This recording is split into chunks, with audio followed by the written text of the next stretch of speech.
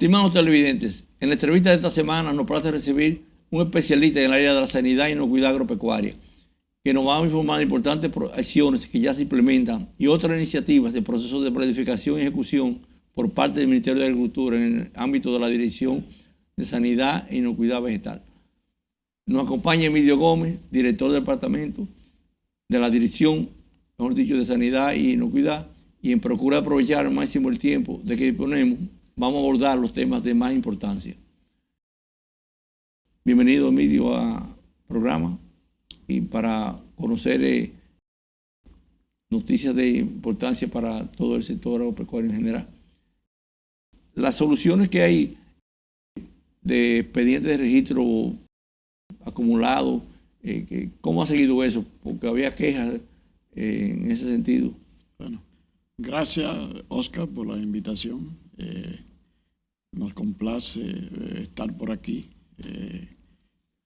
con tu público y sobre esa primera parte que nos cita, realmente hace un mes y días que llegamos a la Dirección de Sanidad e Inocuidad Agroalimentaria, que tiene dentro dos departamentos, el Departamento de Sanidad Vegetal y el Departamento de Inocuidad Agroalimentaria. En lo que respecta al tema de plaguicidas, sí, ciertamente encontramos lo que se podría llamar como un tapón en el procedimiento de los registros.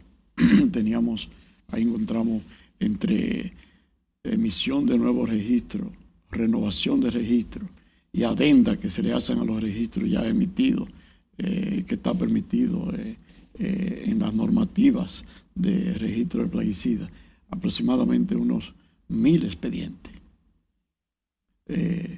Tuvimos una reunión inmediata con la Comisión Nacional de Plaguicidas, que la componen el sector oficial dentro del Ministerio de Agricultura, precisamente los dos departamentos, Sanidad Vegetal e Inocuidad de Alimentos, y los gremios, las dos asociaciones de importadores y distribuidores de plaguicidas, ANIMPA y AFIPA, a través del Viceministerio de Extensión y Capacitación Agropecuaria. Y bueno, pasamos revista en esa reunión, una primera reunión, y sí le prometimos que nosotros íbamos a comenzar resolviendo esa situación con el equipo técnico y naturalmente por instrucciones que nos dio el señor ministro Oliverio Espaillá para que esa situación se resolviera. Y podemos decir que a un mes y días, y mañana vamos a informar a la Comisión Nacional de Plaguicidas que tenemos la segunda reunión, que tenemos aproximadamente un 60% resuelto ya de esa situación que había, de ese tapón de expedientes, muchos de ellos sin razones, un asunto hasta de diligencia, de revisar. Apatía. Exacto, apatía, darle salida a lo que era necesario, a lo que no tenían ningún inconveniente para que estuvieran ahí parados. Habían expedientes de hasta 3 años. Entonces, sí, porque ya yo, como estoy aquí en el sector, ya he oído la queja y creo que llegaron a venir aquí a algunos de los afectados y planteaban el problema, pero no con esa magnitud como tú lo planteas ahora. O sea, yo mismo, cuando tú me das esa cantidad de, yo chocante, pero en esa línea y pasando otros temas, hay un tema también recurrente que no sé cuál es el estatus, que es importante conocerlo. El manejo integrado de los TRIP en invernadero. ¿Cómo ha ido eso? ¿Cuál es el estatus de la situación actual? Sí. Fíjate que en el caso de una de las plagas más importantes en invernadero, que son las especies de TRIPS, y precisamente 2 especies en específico que son las más frecuentes en el invernadero, que es Franquiniella occidentali y el Tris palbispinus. Desde el 2016 se estableció para la provincia de San José de Ocoa, el municipio de Constanza, el municipio de Jarabacoa, una veda como parte, como un elemento, un componente de manejo integrado de TRIP. Y es que se hiciera un corte de una forma de cortar el ciclo biológico de la plaga y que ese corte fuera por unos 45 a 60 días. Dejar de producir. Dejar de producir, no tener plantación dentro del invernadero en esa época. Generalmente en el verano, que por asunto climático es donde más sube la población. Sí, se produce con el calor. Sí. Entonces, eso se estaba haciendo y tuvo su fruto, su resultado positivo. Pero llegado el 2021, algunos productores comenzaron a fallar en la aplicación de la veda y realmente la descontinuaron. Y eso entonces comenzó la plaga a subir de nuevo. El tema de la virosis, que es una de las especies, Frankliniella occidentalis, es vector de un virus muy agresivo en pimiento y en tomate, en el ají morrón. Yo recuerdo un reportaje que hicimos a uno de los afectados de Ocoa, que era un invernadero modelo que exportaba tomate a la Unión Europea y Estados Unidos, y comenzaron a rechazarle los envíos por el asunto del TRIP. Así es. Y fíjate que, bueno, el señor ministro Oliverio Payá se instruyó a que atendiéramos esa situación y nos reunimos con los productores, eso hace más de un mes, fue de las primeras actividades que desarrollamos y comenzamos a hacer un levantamiento. Es oportuno informarle que el pasado viernes el señor ministro pasó el día reunido allá en Rancho Arriba de Ocoa, nosotros le acompañamos con los productores, no solo de invernaderos, sino de café, de hortícola, campo abierto, y bueno, y ahí el ministro recogió todas las informaciones. Naturalmente el tema del TRIP fue un tema de importancia y ya hicimos un levantamiento de la situación. O sea, no es solo decir que hay un problema, tenemos que conocer la magnitud del problema. Sí. Y eso es lo que ya hicimos, ya tenemos el levantamiento hecho. Y una vez que tabulemos esos datos y se conozca la magnitud, volveremos a reunirnos con los productores con el programa de invernadero conocido como DEPROVAP, el Departamento de Producción Bajo Ambiente Protegido. Ahí está con nosotros ayudándonos, apoyándonos mucho el viceministro de Producción Agrícola, el ingeniero Juan Antonio Gómez William, que nos ha dado un gran apoyo. Y lo que vamos a hacer es retomar lo que es el manejo integrado de plagas a nivel de producción bajo ambiente protegido, llámese invernadero. Y le prometimos el viernes pasado a los productores que tengan la confianza que la situación se va a resolver. Es un asunto gradual, no es que vamos a ir con una vara mágica a resolverla, pero sí ya tenemos las herramientas para resolver esa situación. Y se verán los resultados en cada cosecha que pase. Pero la veda, el control biológico, recoger esos rastrojos de frutos que quedan después de la exportación o del envío al mercado local, esos son los principales elementos de los tantos que tenemos que aplicar como un paquete integrado de manejo de la plaga. Okay. Y como queremos ver todos los temas que tienen que ver con lo que es sanidad y inocuidad, Emilio, ¿cómo va con el problema de la vigilancia en la musácea para evitar la enfermedad R4T? Bueno, que es una cosa que nos está acechando ahí, exacto, casi como esperando como que entremos la cabecita para cortarnos. Sí, nos acecha porque ya en países productores de América Latina como Colombia, Ecuador, Perú, en Jamaica lo que tenemos es la mazorca negra de cacao, la monilla, okay. La monilla.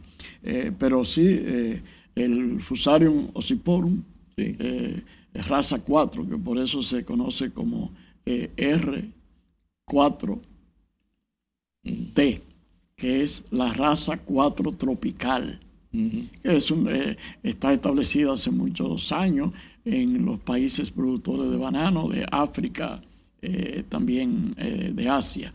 Y hace un tiempo, hace unos 3 o 4 años que fue reportado en Colombia, luego en Perú y también en una zona de Ecuador. República Dominicana es amenazada por las relaciones que hay, barcos que vienen cargando bananos desde Sudamérica y pasan por reportan aquí a buscar más carga y pasan por Europa. Entonces hay que tener cuenta con ese intercambio cuando hay materiales. Entonces hay un programa fuerte de vigilancia. ¿Qué hacen en los puertos para exacto, exacto, qué hay que hacer en los aeropuertos, en los puertos, exacto, de no dejar entrar material de musacia desde esos países. Y naturalmente... Pero ellos tienen que sacar la carga porque el barco se pare. El barco no se pare a montar más contenedores. Se monta a montar, pero la enfermedad, el contagio de la enfermedad es tan complicado, tan complejo, que un obrero que entre y pise material dentro del barco y vuelve y ya puede llevar espora hasta en los zapatos. Exacto. Claro, exacto. Entonces, la medida de bioseguridad deben ser muy estrictas.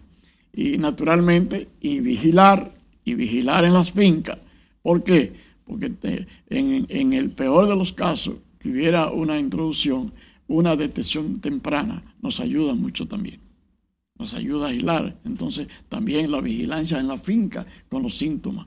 Cualquier síntoma que podía ser similar. Entonces, hacer análisis rápido y para eso se hacen análisis a través de ARN, con biología molecular. Entonces, son análisis que nos dicen claro, o sea, no nos dan resultados de duda. Si un análisis de eso dice positivo, pero de igual forma, y afortunadamente se dice que es negativo, pues sabemos que solo era una sospecha. Sí, Emilio, y esa es una línea, porque podemos también ver las cosas positivas que hemos implementado, por qué no se ha continuado y qué tú opinas en ese sentido. En el caso del programa de preinspección, que la YAP impulsó mucho hace ya una década o más, como medida de controlar que hubiera fluidez en las exportaciones de vegetales y invernaderos. ¿Cómo ha seguido eso, los programas de preinspección? ¿Se están implementando? Sí, fíjate que... Preinspección del furgón, yo me refiero ya para... Sí, fíjate que la preinspección, o sea, hay países que permiten la preinspección a algunos productos en origen. Y nosotros tenemos el caso del mango hacia Estados Unidos, que es un programa que se inició desde el año 2005 en preinspección de mango, pero para eso el país tiene que hacer un acuerdo, lo que le llaman un acuerdo de cooperación entre el exportador, el Ministerio de Agricultura y la agencia de los Estados Unidos, el Departamento de Agricultura de los Estados Unidos, conocida como APHIS. Entonces, ese programa está funcionando bien, tiene desde el año 2005. Estamos ahora trabajando a ver si se puede, precisamente para los invernaderos, establecer un programa de preinspección también para pimientos, tomates y pepinos. Eso está todavía en discusión con APHIS a través del agregado de APHIS de la Embajada de los Estados Unidos. Estamos todavía hablando con él, hablando con los exportadores, a ver si podemos llegar a buen término. Ahora, existe el programa de preinspección local, que es para todas frutas o vegetales que vaya a ser exportado a nuestros grandes mercados, como ese mercado de los Estados Unidos o ese mercado de la Unión Europea y de otros países fuera de la Unión en Europa. Es un programa de preinspección local por iniciativa del Ministerio de Agricultura, en el que también estamos trabajando y lo hemos retomado precisamente para corregir algunas situaciones que se estaban dando, y le prometemos a los exportadores que vamos a trabajar para que el programa se vuelva a reencauzar en cumplimiento de las normativas de nuestros socios comerciales, como es el caso de los Estados Unidos y la Unión Europea. Okay. Y entonces, en esa misma línea que tiene que ver con todo lo que es el envío de productos, el manejo de la basura internacional que se genera, que ya una vez con la mosca, la fruta, tuvimos una amarga experiencia. ¿Cómo está eso ustedes manejando esa parte? Fíjate, el manejo de la basura internacional es una parte dentro de la división de cuarentena del Departamento de Sanidad Vegetal. Y precisamente hay una normativa internacional para eso, y para puertos y aeropuertos. Y realmente lo que estamos haciendo con el tema de la basura internacional es manejándola con el protocolo que existe, que son protocolos entre los países. Hay incluso un protocolo que le llaman el protocolo de Marpol, que es el que rige para la basura internacional en diferentes países. Pero con eso nosotros nos apoyamos con el OIRSA, el Organismo Internacional Regional de Sanidad Agropecuaria, precisamente con EIFI de los Estados Unidos, que es un programa muy amplio en EIFI de manejo de basura internacional. Y lo que pretendemos con eso es que la basura que generan los barcos y los aviones no se conviertan en un alto riesgo para la introducción de plagas exóticas. Y se está manejando, lo hemos retomado, hemos estado, incluso hemos visitado puertos, hemos visitado aeropuertos. Tenemos un técnico, un encargado nacional de programas de basura internacional dentro de la división de cuarentena, que antes cuarentena lo manejaba como una actividad más, ¿no? Ahora tenemos un equipo técnico que solo se encarga del tema de la basura internacional. Es una forma de reducir al mínimo los riesgos. Porque en el 2016 creo que visité un acto que se hizo en el Aeropuerto Nacional de América con respecto a unos incineradores que era con ese objetivo. ¿Eso está funcionando?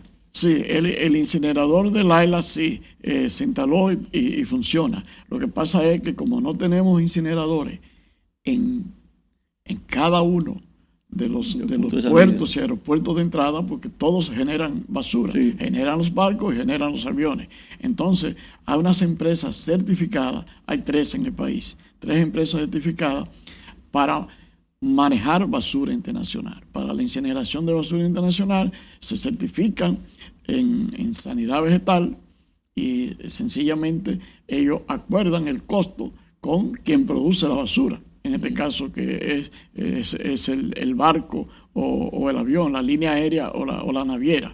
Entonces ellos acuerdan los costos de incineración. Nosotros nos encargamos de vigilar la operación, inspeccionar la operación dentro del programa de basura, de manejo de basura internacional. Pero esa basura, ¿qué es? Porque es que no es producto que haya devuelto ellos ya por la razón o qué. No. Porque cuando hay problemas ya ellos mismos lo incineran.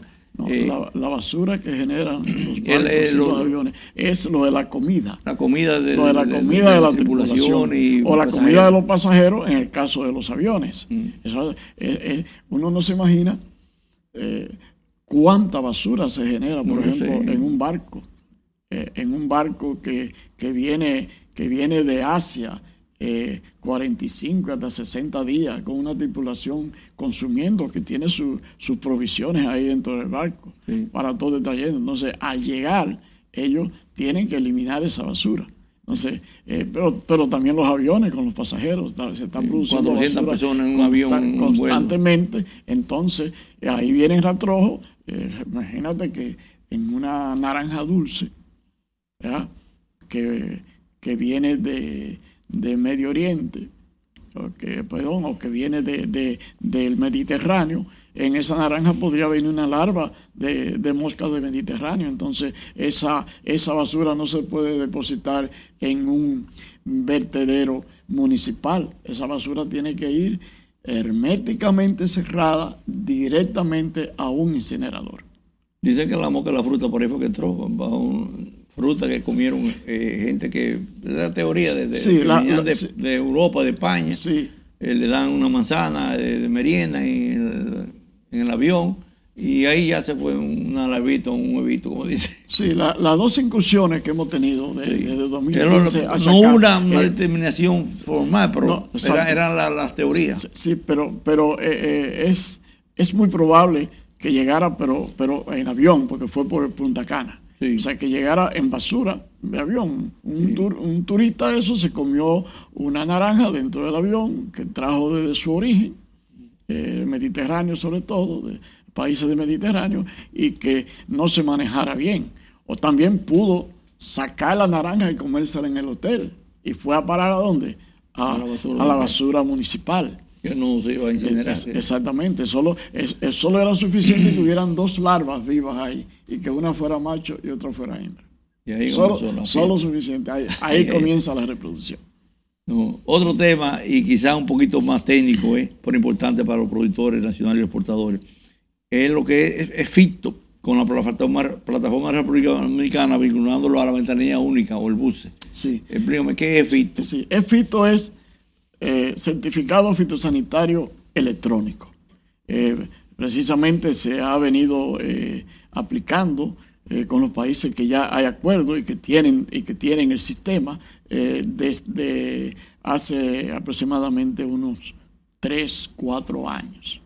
Pero esta versión que nos ha preguntado es precisamente un certificado electrónico con base en República Dominicana. Se emite aquí y se envía por vía electrónica. Todos se emiten aquí, se envía y se envía electrónico. Pero vas a tener la ventaja que como va a estar vinculado a la ventanilla única de comercio exterior de aduana, como se llama BUSE, entonces va a llegar la plataforma al exportador. El exportador lo va a llenar completo y el inspector nuestro, el que inspecciona la mercancía antes de salir, realmente lo que vas a tener que hacer con ese certificado fitosanitario electrónico es solo ver si todo lo que llenó el exportador está correcto. Una revisión. Si la mercancía no tiene plagas que afecten al país destino.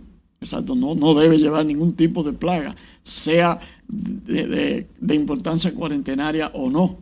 Debe ir libre de plaga. Entonces, sencillamente va a colocar su firma electrónica. Entonces, vas a ver un ahorro de tiempo en la logística.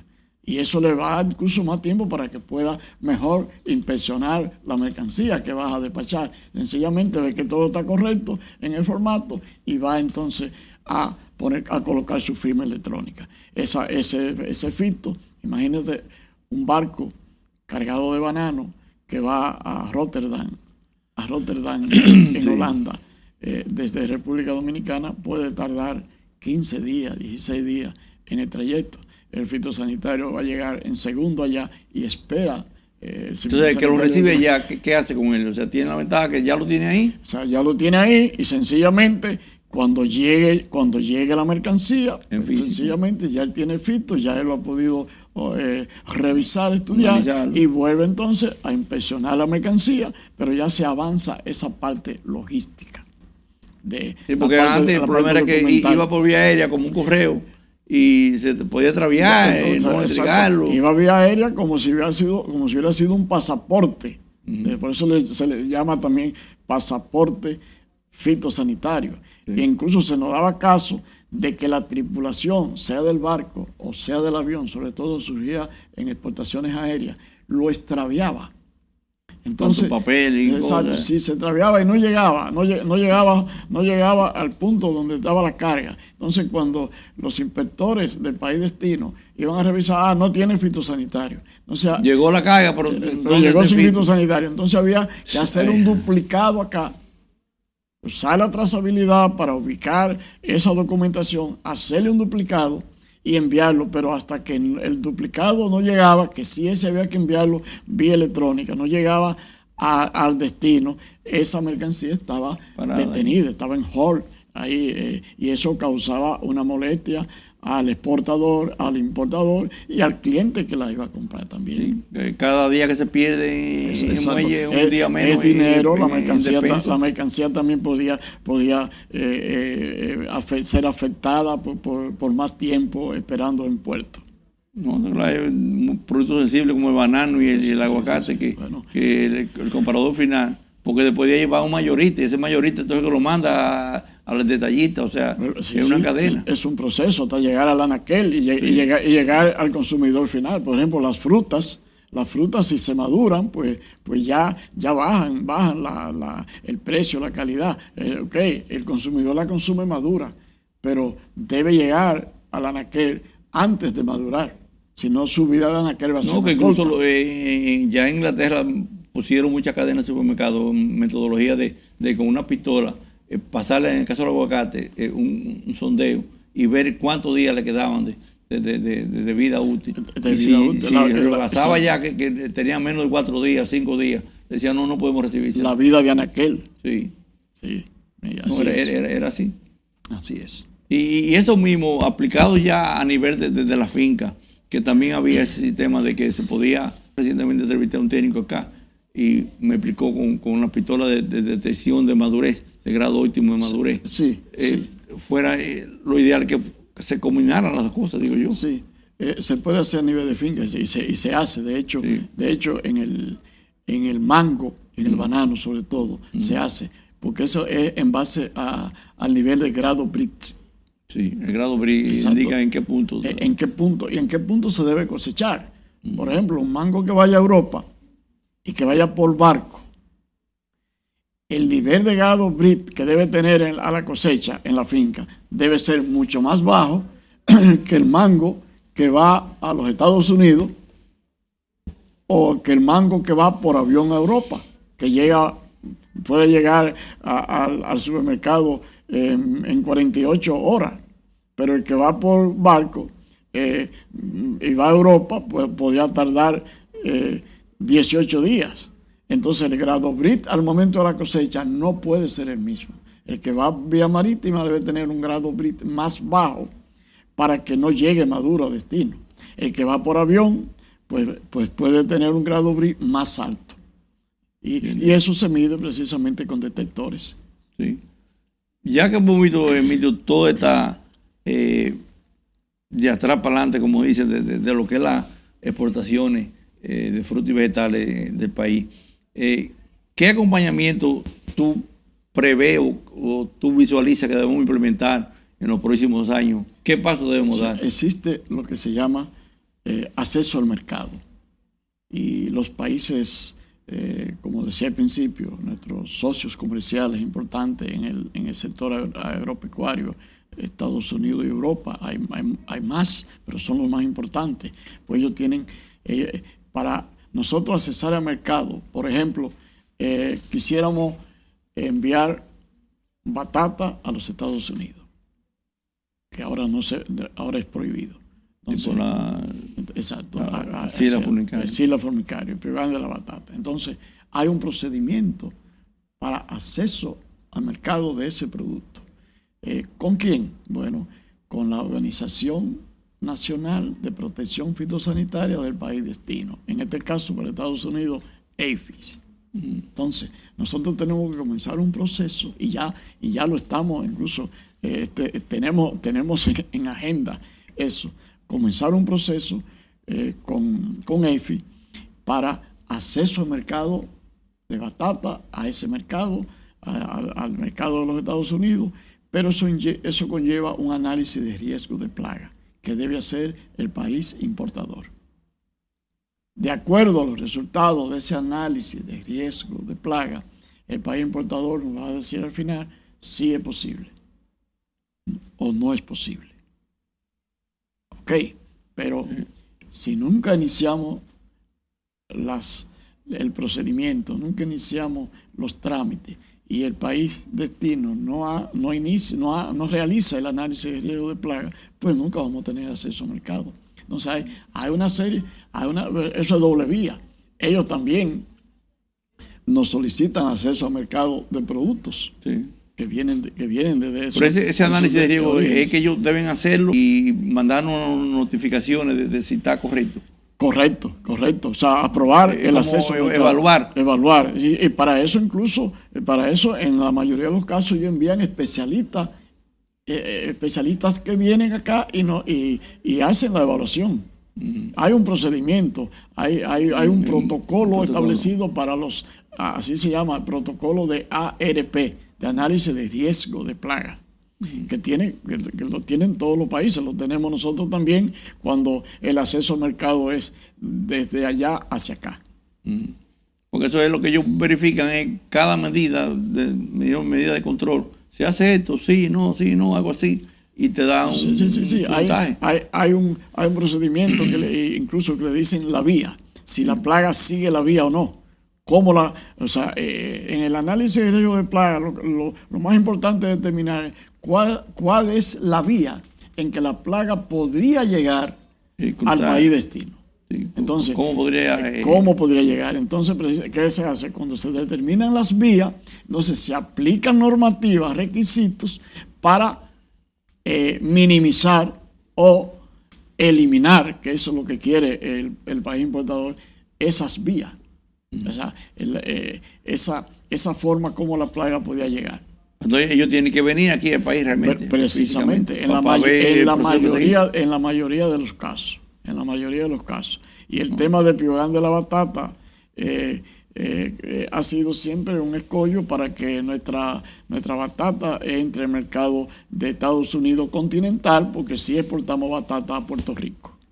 No, está claro. Yo creo que con toda esta visión y explicación que tú nos has dado, mucha técnica, pero que el que está en el sector comprende perfectamente, van a entender que estamos resolviendo las falencias y debilidades que tenemos y que estamos en camino de, en los próximos años, lograr ser exportadores confiables para múltiples destinos en el mundo. Así es. Y estamos trabajando sobre horario precisamente para que eso sea así y para que el señor ministro Oliverio Payá tenga una gestión que sea recordada por mucho tiempo. ¿No? Gracias por esta información y recordándote que está en un espacio abierto para cada vez que tú necesites difundir en todo lo que podamos ayudarte, solamente contactarnos. Gracias, Oscar, por invitarme y estamos a la disposición de que cuando sea necesario volver acá, así lo haremos, coordinamos y estaremos acá contigo. Bien. Amigos, con la entrevista concluimos el programa. Muchas gracias por su atención. Le esperamos el próximo sábado a esta misma hora y en este mismo medio. Muy buenos días.